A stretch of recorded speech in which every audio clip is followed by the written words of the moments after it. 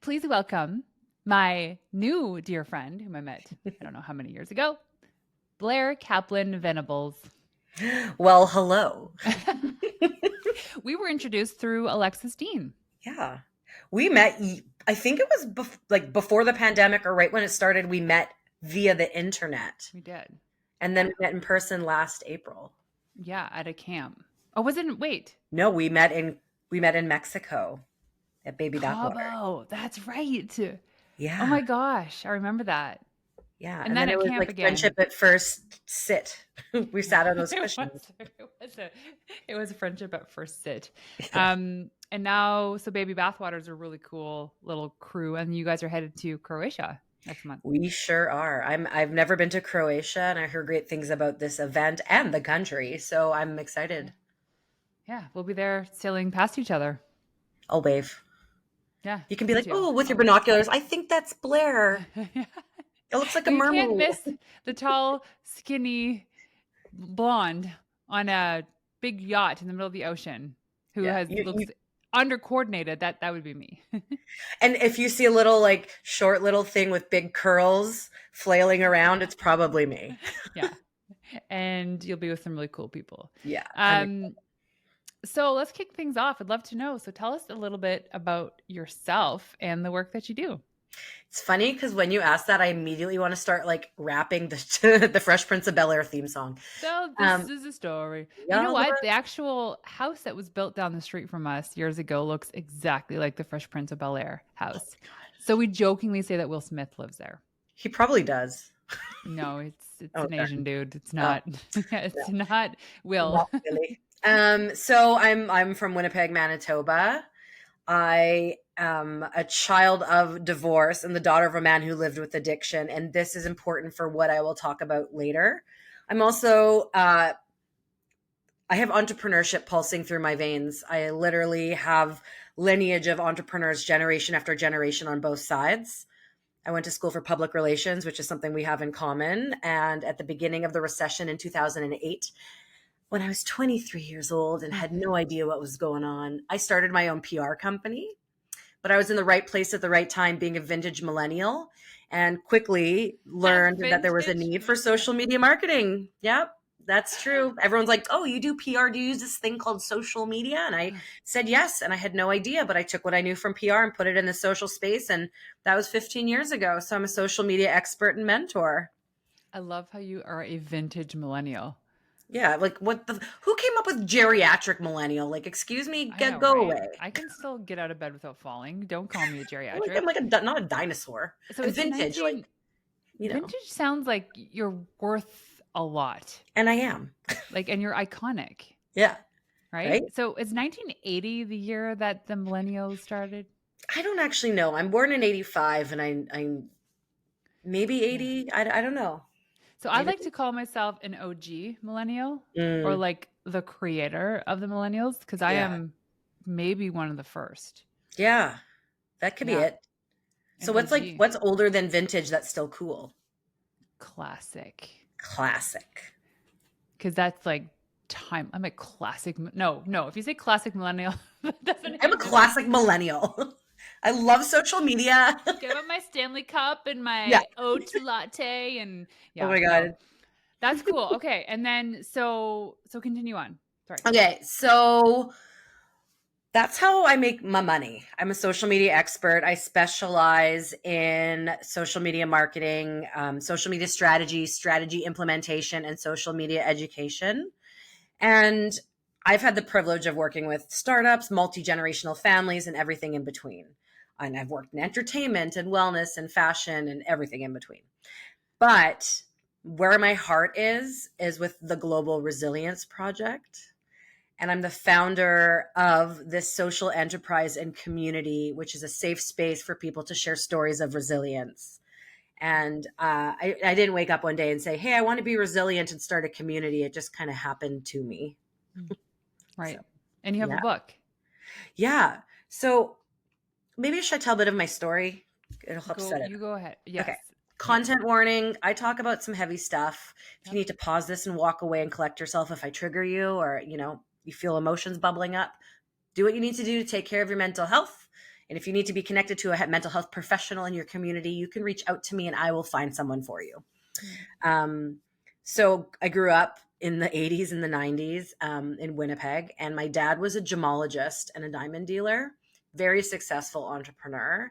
And unfortunately, he developed an addiction to cocaine. And when I was 7, I was very close with my dad. And when I was 7, he had to sell the business and he blew up our family. He like left my mom, like left the family. His addiction spiraled. He went from snorting to injecting synthetic heroin to smoking crack, like for 40 plus years. He was functioning. He always had a job of sorts and he always had a roof over his head, but like he was in and out of my life. It was not, your typical, I was raised in the Jewish community in Winnipeg. So I wasn't like your typical family. And I didn't know my dad wasn't well. I thought he stopped loving me because he would tell me, I'm going to come to your birthday party. And I'd wait by the door and he wouldn't show up. Or I'm coming to get you for family time for McDonald's and I'm running late. I'll be there soon. And not showing up. And that happened a lot. And so I gave up and I realized like I couldn't trust him.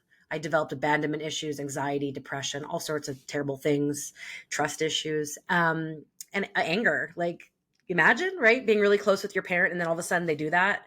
I didn't understand and no one sat down with me and I didn't have therapy. Like this was the 90s. Therapy wasn't like, it was sort of taboo, but it isn't taboo. I love therapy, but it was apparently to my mom. And in my 20s, I was given the gift to go to something called the Landmark Forum. My employer at the time was Lululemon, and I took it because it was a free trip to Vancouver. Like I didn't care about developing myself. Like I was in my 20s. Like, and actually there I was given the tools I needed to forgive my dad. There was something that just like clicked, and I had this beautiful conversation. There was lots of tears. And I was like, Dad, I'm sorry for ever wanting you to die and hating you. And like, I'm just going to accept you for who you are and accept whatever relationship you can give me. And from that moment on, he began his journey towards sobriety, to harm reduction. He started calling and texting me. We started talking every day. He started to come visit me across Canada. He was in one province, I was in the other. And I had my dad back, or like whatever version of him. Like I had a dad. I had my dad. And he developed a relationship with my sister and he was back in the life of our whole family. He even got to walk me down the aisle, which I never thought was going to be possible, right? Like I didn't think he'd ever be in my life again. But at the end of 2018, we learned he was terminally ill. He had COPD, and eventually we learned he also had lung cancer. And I felt robbed, like my dad is in my life and now you're taking him away. And it was just didn't feel fair and I couldn't process. So I started telling our story to anyone who would listen. Our story of his addiction, my forgiveness, and our resilience. And our story was inspiring people. It was inspiring this person to get therapy and this person to fix a relationship with a loved one and this person to choose sobriety. So I said, Dad, what if we write a book and we gather stories of resilience from around the world and then we bookend it with your story and my story. And so when you're no longer here, our story can still help people.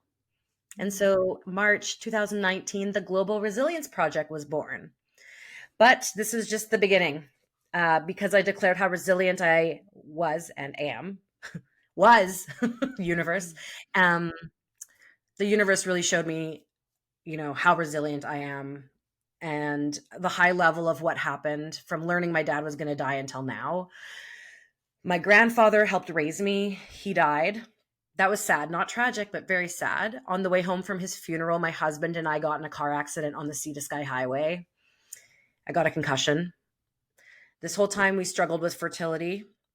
My husband had a heart attack and quadruple bypass surgery a few months later.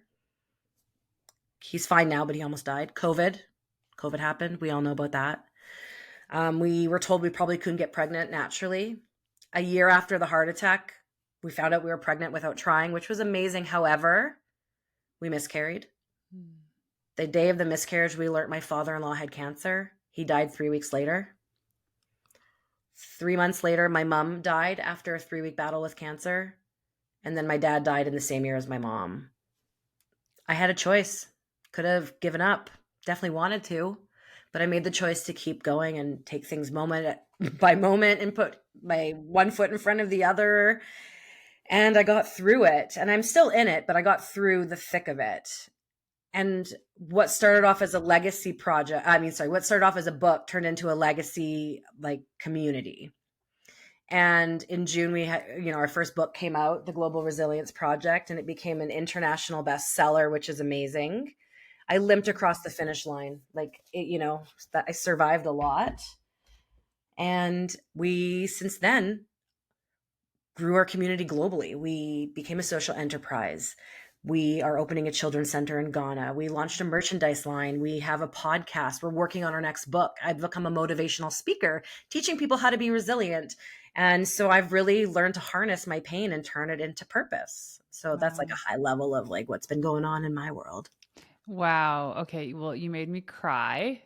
I mean, there's parts of the story that I knew, but I really didn't know all of that at once. Like Yeah. that is pain most people experience in a lifetime. And you experienced that in what, a couple years? Yeah. Shane's dad died a year after his heart attack, but it was like I like recovered from Shane almost dying, but it was like miscarriage. And 3 weeks later, Dave died. And then my mom died. And it was like, these were like my mom was my pillar. And like my dad dying was sad, not tragic. Like we prepared for it. Still very sad, but like we lost three parents and a baby. Like I'm in my 30s. Like I'm not old. And when my mom died, the idea of being a mom died with her, never came back. So we decided not to have kids, and I'm just dedicating my life's work to help people to be more resilient. I'm also sober. I didn't think I'd be a 37-year-old sober, childless, parentless bird watcher, but like this is who I am. You watch birds? I do. I'm watching like these magpies Ah, build a nest right now. It's super cool. wow. Oh my gosh. So I've been doing so much spiritual work lately, and to hear this story now versus the Renee that was on the other side of this journey would have been just like devastated. And it's I learned even the last 24 hours what grieving really is grieving is actually the ultimate form of love. Hmm. It is love. It's all the essence of love. And we can grieve the loss of the death of somebody. We can grieve the loss of a job or anything can be grieved. And it just means that it's like the ultimate form and expression of love. And so you don't get to physically see these people in your life anymore, but the love is there. It's almost like they've left that for you. And now you have this incredible mission and this message Hmm. for the world. And the work that you're doing now, it's incredible. Thank you. And I totally agree. And like trying to understand all that happening in such a short period of time, like I became a more spiritual person. I had to do alternative ways to heal. Like I got to the point where therapists were like, you're doing everything you can. I'm like, okay, well, I just paid you $180 to tell me I'm doing everything I can, and I know there's more I can do. But it's interesting because I've become very spiritual, and my mom comes to me in my dreams, my dad comes to me, like there's signs, I feel signs from them around. Things happen that are, it's only explainable that it has to be my mom or my dad. Mhm. um but yeah, I mean, I'd rather them be alive and me not trying to save the world, but that's where I am. Yeah, we did, actually, Dan and I did our first ever mediumship reading a couple days ago. Oh my god. I was no, before that, like, I don't even know what I'm signing up for. Like, even when the guy showed up online, he's like, "Hi." They don't get any information from you, and I'm like, "I actually don't even know why I'm here." And he's like, and then my husband showed up, and we talked about it. But I was just like, "Wow." So, part of this is really understanding that to not fear death as much as we do in our physical bodies, like how our society just fears death so much because we just don't know the other side of it. And I'm learning that it's okay to grieve and we should grieve as loud as we want and we need to because that's the Mhm. healing journey. And like I said, grief is beyond just losing somebody so much. Um, and I know there's a way that this kind of weaves into understanding how to grow your business. um, but it is such a powerful message. And I have a bunch of questions for you Yeah. that, again, so I mean, you can look at this from like the example of maybe it is because somebody died, or maybe it is because your business isn't doing so well. Maybe it is because you got sued, or your key employee left, or somebody stole from you, Mhm. or a launch didn't go as planned. Like Like any trauma. anything, in order to get through it, you have to be resilient. You know what, Renee? We're all resilient. Like we are born to be resilient. We're resilient until the day we die because that's what being human is. Like we have to get through the hard stuff. Man, and it is not easy. Oh, Mm-mm. okay. So then tell us, why do you think this work, especially that you're doing, is so important? You know, if I had someone like me in my life teaching people how to strengthen their resilience muscle, just like any other muscle, there's things you can do to make it stronger. I think I would have been more prepared for the onslaught of trauma and the grief I experienced. But over this experience, I learned a lot. And everything I learned is not just woo, but also science backed. And there are little things that I do and big things that I do that help me get through it. And so the work that I'm doing is helping people because you know what? I'm sorry to be the Blair of bad news, but like someone you love is probably going to die and it's going to be terrible. Let Mhm. me give you the tools you need to help you get through it a little better or a lot better. I want to be that person that helps you through your darkness. The Blair of bad news. Yeah, That was so funny. it just works. It so works. If there's anybody I'd want to hear bad news from, though, it's you, because I know that you would just kind of come in and be like, "But here's how you can manage Yeah, it." here's the sandwich method. This is good, this is bad, this is what we're going to do. Okay, so then tell us. So, what are some of the things that you do that Like, teach to be tools, techniques? okay. Yeah, Well, maybe I'll define resilience and yeah, resilience muscle. Okay, so yeah. resilience in the dictionary, you're probably going to read about like it's bouncing back from a challenging time, but like, what are we bouncing back to? Are you ever the same person once you come out the other side? I would say no. There's nothing back about it. You're going forward. So I define resilience as the ability to bounce forward from a challenging experience. We are moving forward. Okay. Two, what is a resilience muscle? Well, you're not going to see it on like a skeleton or an anatomy map in biology class. And I don't even know if it's a real thing, but I think it's a like I made this up and maybe other people use it. I didn't Google it, but the way I see a resilience muscle is that we all have it.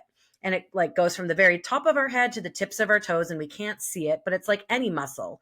And I just said, like, you know, you want to get stronger in your arms, you do bicep curls, right?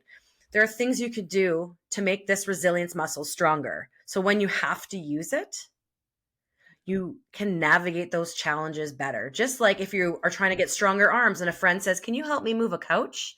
It might be a little easier than if you didn't strengthen your arms. So, Yeah. And so, what are those some of those techniques? okay, I'll And I give you know it's not doing crunches or air squats. no. I should be doing squats because I'm about to go Yeah. hike volcanoes, but anyways, It's that's a different probably story. maybe a little bit too late for that. Um, so the first one is actually something I learned well before my life exploded. I started doing this in 2016. I watched a video, and Sean Acor from the Happiness Advantage had this video on the TED Talks. And he said something in there. And what I learned from him is that practicing gratitude is so important. And this is why. I learned that if you practice gratitude at the exact same time every single day, and you list three things you're grateful for from the past 24 hours, and you do this for at least 21 days, the neural pathways in your brain change so that you see the world in a more positive way. I heard that. I'm like, that's way too freaking easy. So Wait I a opened up my second. phone, went to my alarm section, put gratitude alarm. I labeled it gratitude alarm, set it to go off every single day at 9 p.m. and it's been going off ever since. Okay, this is fascinating. So, part of my journey, so when I was in college, and this is probably the first time I ever actually shared this on the show, I was extremely depressed. I had was breaking up with my first love of my life. It was just a traumatizing time. I had shattered my collarbone and was on a bunch of different drugs, Percocets, you name it, because the pain was unreal. And my grandfather passed away, and he was very important to me. It was all like all these things always happen at such a the same amount of time. Mhm. But I couldn't get out of that depression. I couldn't. So I'd go party every weekend. I was drinking a lot, staying up late. Like I wasn't myself, not showing up to school. And the I guess like the magnitude of my depression was always at the height in the middle of the afternoon. So at like 3-ish p.m. And then over time, I started to associate 3 p.m. to being a very depressing time. And it was when I would always want to go and have a drink or just like eat a bag of chips, whatever it was. It was always the same time. Now, if I could occupy myself in those 2 hours, I could get past it and move on. But if I had nothing to do and if I was by myself, it was a terrible situation. And so, what I try to do is I would replace that time with working out, going to CrossFit, or making sure I was booking podcast recordings or sales calls so that I was grounded in something. Mm-hmm. But that's always a band aid solution because there are going to be days when you don't have anything scheduled or Yeah. you're worried about scheduling something to fill that void. So, knowing that I could have practiced this in that time, and even how long does it take you? Like 2 minutes? Yeah. Oh, I mean, if I'm at a party, it takes a bit longer because everyone will stop, and I do it with everyone. If like, I do it with everyone. Like, people know the alarm goes off, and everyone loves it. Everyone loves doing it. Like, not even a minute. Yeah. Like, if me and my husband do it every day, like sometimes like I'll hit snooze because I'm like, I'm in a bad mood, and he'll across the house, he'll be like, I'm grateful for hockey, cats, and boobies, and then like I do it. Like there's always something to be grateful for, right? Like, it takes no time, and you think about the 24 hours. I like to do it at the end of the day because if you're having kind of not so awesome of a day, it's a good way to end the day. And I do it at 9 because I go to bed usually before 10. Like, I like to be in bed by 9:30, but also I just want to put it out there. Like, there is no excuse to not do it. Like, the day my mom went to sleep for her final time in the hospital, me, my mom, and sister practiced gratitude. The day my dad passed away, he died right at sundown on Friday, on off Friday. And me, my aunt, my uncle, my sister were with him that night at my aunt's house. We all practiced gratitude. We were grateful my uncle made it in on time. We were grateful my dad was no longer in pain, and we were grateful to all be together. There's always something to be grateful for. Yeah, there really There's always is. something to be grateful for. My husband, when he had his heart attack, he was in the hospital for 3 weeks, 2 weeks leading up to the surgery and a week after. And when he recovered, he had a roommate, Gord. Bless him. But Good. me and Shane and Gord and Shane's parents, we all practice gratitude. Like, it's a practice. Brush your teeth, you check your email, we practice gratitude. It's part of our routine. That's amazing. So, do you guys still stay in touch with Gord?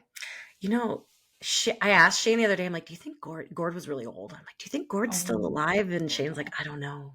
But he has his number, but I just don't know if Shane wants to know that answer because we've had a that's lot of so, loss. But yeah. like, That's so special though. And what a way to just like bring and rally people together. Like we started doing a lot of breath work together mhm, and we'll even just be with our friends. Okay, it's time to breathe. And we put on like an app or something. yep. And breath work has such incredible Mhm, um I don't even know. It's like a complete change of state.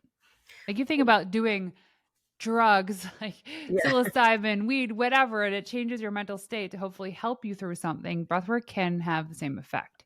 And all you need to do is breathe. Breathing is life. Without breath, there's no life. It's And, crazy. when you pay attention to breath and do breath work, it's profound. I was doing some breath work healing around the time my grandpa passed away. Yeah. But then I Oh, got in a it is. concussion. I got a concussion, and I couldn't really like go too deep into it because it like made my concussion syndrome worse. Oh, really? I know, I didn't know that. And they're like, "You have a concussion. You shouldn't be doing this." Oh my Okay. gosh. So like don't breathe. Hold your breath. Hold your breath until your Don't head breathe. gets better. Stop breathing. Don't breathe. Stop breathing. Close your mouth. I get it. It can make you very lightheaded. Mhm. Like when we were at a retreat a couple weekends ago, the facilitator who does this for a living was demonstrating how to do it. And even she was like, woof, I got a little lightheaded there. That makes a Mhm. lot of sense. Yeah. Okay, so then so I know that you have like your PR business, but with regards to the resilience stuff, what is it that you're doing outside of the book and giving talks? Are you teaching in people's programs? Yeah. So my my goal, like when I close my eyes and I see what I'm doing in the future, I see myself spending the majority of my time writing and speaking, whether it's on stage, a private lunch and learn to kids in front of a classroom, a TED talk, writing my next book, writing articles for publications. And that's what I'm working towards. So I spend my time, like, I'm about to go to Ghana.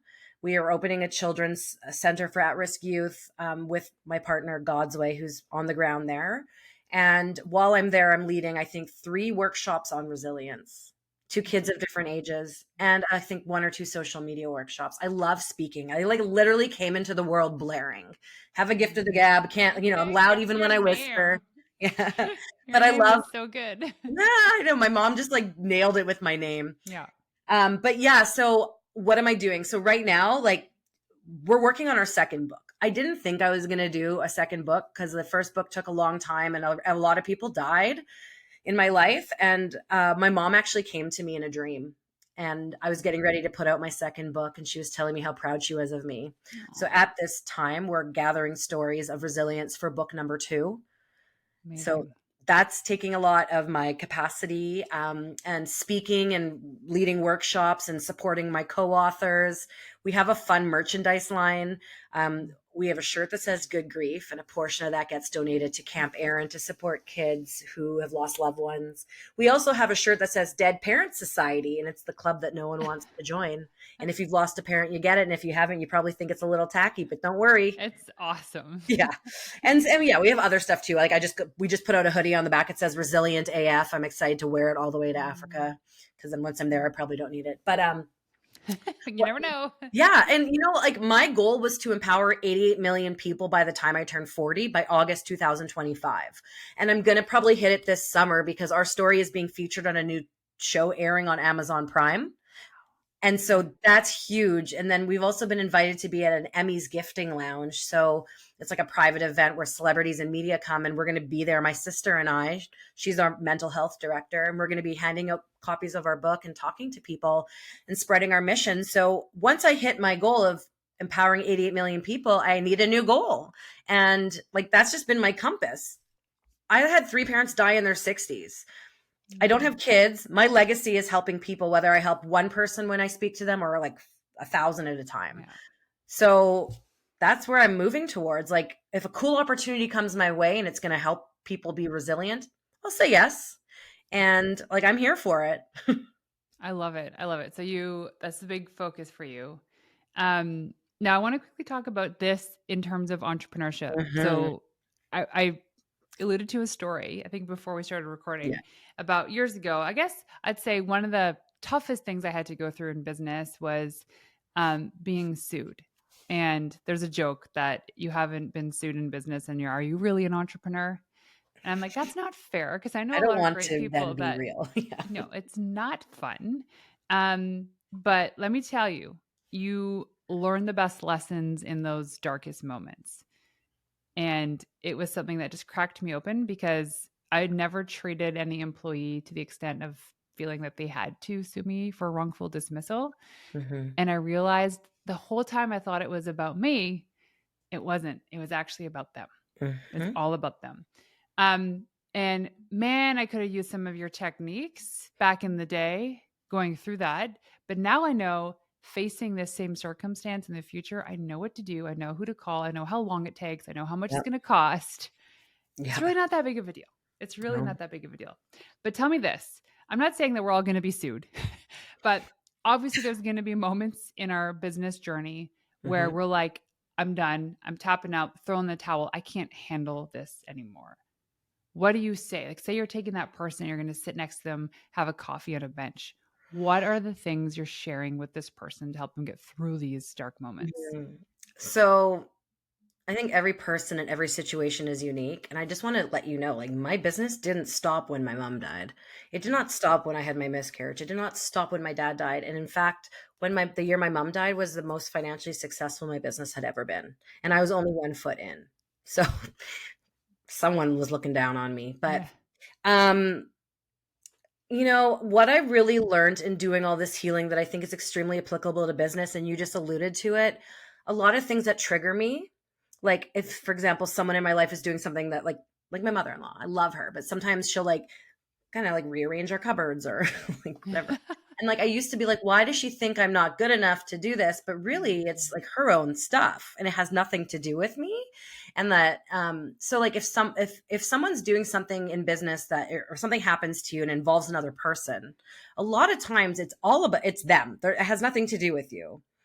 But like that life and business are very similar in the way of like there's going to be highs and there's going to be lows. And The bad times and the bad experiences will end. But you need to take action. You can't just sit there and become an ostrich and stick your head in the ground, right? So like, what are you going to do to solve that problem? Like, you could just, hide and hope it goes away. Or you can say, what can I do to rectify this situation and move forward? Because the sooner you get it in the review mirror, the faster and sooner you can move forward and keep excelling towards your goals. Yeah. So I'm going to talk about it in more detail on another show, but we did a pretty in-depth journey a few weeks ago. Um, there is this medicine that is the most potent medicine now. We know psychedelic in the world, but it's being used effectively to help treat people with trauma. It is like taking 20 years of therapy and throwing it at your face for 21 minutes. And let me tell you, the only way to heal is to go through it. To go through it, right? You said, oh, you can stick your head in the sand and be an ostrich. Yeah. Guess what? You're just avoiding the inevitable. And that beast gets bigger and bigger. That's why I'm sober. Like when I learned my dad was going to die, I'm a lot like him. It scared me. I was like, I got to just stop drinking. And what I didn't know was that as soon as I chose sobriety, I would start feeling my feelings and start to heal. Oh my gosh, that's so And I didn't true. really know who I was. Like I started drinking in junior high. And like I wasn't drinking all the time and every day, but like I never had to face my problems because I drank. And I didn't care, but it's interesting because what I learned was I didn't know who I was. I didn't know what I was capable of. And the longer I go without drinking and the more I put focus on healing, like the more profound my life experience is. And I've been working with medicine and the one that you're working with, like I'm curious about because some medicines are not for me, but like Mhm. I think medicine work is so profound and healing and it's what grounded me after my mom passed away. Like I didn't know who I was or which way was up. And I did a really intense like 4-day private like ceremony because like traditional therapy stopped working. Like, And it's intense. And here's the thing is it's not for everybody at certain points in their life. I do believe there's a point where it can be for everybody. mhm. Um, it's pretty heavy. And I honestly didn't know what I was setting myself up for until I faced it. I was like, oh my gosh, this is intense. Well, Renee, also like it's I don't know, I'm sure this medicine is similar, but it's also like the experience, but then what comes out of it, it's about the integration and how you apply what you've learned into your life. And then what happens is you start to become this person and you start to notice things because you had this 21 minutes of 20 years of therapy in 21 minutes and you have had all these profound moments. Now you're starting to walk in your life differently. But other people who didn't do the healing aren't. And so things shift. That's it. That's the thing is, I Mhm. mean, we're getting a little bit off track, but I want to say it does matter in business, right? Because Mhm. even today I was on a sales call for somebody else's program and she asked me the question of like, why isn't this a now thing? And I go, to be honest with you, I'm just like, I'm not courageous enough to make this decision because I fear being successful. And she's like, well, that's weird. But it's not. And it's like what happens in the healing thing when you can heal stuff in your own life, Mhm. do you know what that does for the next generation and the next generation? Yeah, you're interrupting patterns, like, you are Yeah, disrupting the, like, generational like, intergenerational trauma. exactly. And you're healing it for other people so that other people don't have to experience that trauma. They will have other traumas, but that thing will be healed. Yeah, It's a and I beautiful you know what? thing. This does relate to business because if you're an entrepreneur actually, if you do anything, like, your personal life and your business life or your job or whatever you're doing, they work together. And you need to show up for yourself because if you can't show up for yourself, how are you showing up for your clients or your employees or your friends or your family? And healing, like my healing work is very profound in my business and it like, led me to some great relationships that like what's happening with the Global Resilience Project. Like I just hired, like I've had a business for 15 years and I've been doing a lot of it myself. I just hired a fractional CEO. Like I put on my big girl Mhm. pants and I've hired a fractional CEO who's done work with some very like prolific people out there. And I'm making big moves because I was like, what am I doing? Like I'm done just experimenting and seeing what works. Like I want a plan and I have a plan that I want to like, this is the end goal, but I don't know how to get there. And I don't think I would have come to that conclusion if I didn't start doing the healing work that I was doing. Totally. because I started to actually see that like I actually am smarter than I think I am. And I like, it's like, oh, wait, Blair, like, yeah, you're not even 40 and you're opening a children's center in Ghana and you've started like multiple businesses and like, like you've survived all of this stuff and XYZ. And it's like, okay, like let's play bigger. And I have the courage to play bigger because of the healing I'm doing. Exactly. And in that moment on the call today, when I was like, here's why I'm not saying yes right now, was like, oh, okay, there's my roadblock. Oh, okay, there's my own yield sign. And I need to go and clear that so that when Hmm. I do sign up for this program, it's all me. And I'm just like You know doing it what? full tilt. And I just want to say, like, the fear of being successful, I understand that. Like, I'm about to be on Amazon. Maybe So just cool. 10 minutes. Maybe one day I'll have my own TV show and, helping people be resilient that way. I don't know what the future has in store. I'm here for it. I'm here for all of it. But that's 10 minutes or 7 minutes of my life being very exposed. And that to me is very scary. I was on a billboard in Times Square last June for a month. Like it was like twice a minute, 24 hours a day for a month, basically. Wow. And I was rotating with Kim Kardashian. It was like me and a couple other co-authors in a book and Kim Kardashian. So I was like, oh, look at me. That's funny. But that was very scary because I'm like, that's a big version of my head. And like a lot of people can see that. And like being in PR, your job is to be behind. And now I'm in front. But I think there's a big fear about success because it's the fear of the unknown. And with success, with success comes like not only a lot of responsibility, but a lot more hard shit stuff. Sorry, Hardship. Hardship. hardship. Hardship. Yes, it's Uh-oh. true. And they say that the what is it? The problems don't go away, they get more expensive. Yeah. Oh man. But also like what is success? Like that's a whole nother conversation. Oh Like, my gosh, success. Oh, it's yeah. It that I mean, we can do a part 2 on that one. yeah. Um, Yeah. but okay, so I have one last question for you. Okay. When I ask you what it means to be a wild woman, what is that to you? Being a wild woman is waking up, following your intuition, and doing whatever the heck you want. Yeah. That's why I put on this bright, shiny Amazon special shirt that I'm wearing that looks like a fractal. I love it. It's great. I Like a look prism naked. shirt. You do.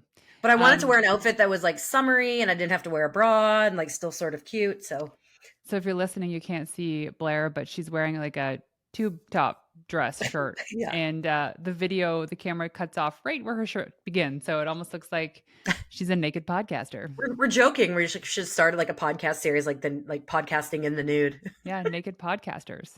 Yeah. Oh my gosh. Okay, so if people want to go to find you online, where can they go? TheGlobalResilienceProject.com. You can go to blairkaplan.ca. And if you're into social media and you want to follow my life journey, which is quite entertaining and edutaining, Blair from Blairland on Instagram. Blairland. I love it. You've been amazing, Blair. Thank you so much for joining us today. Thank you so much for having me. I love it. I love you. I love you too.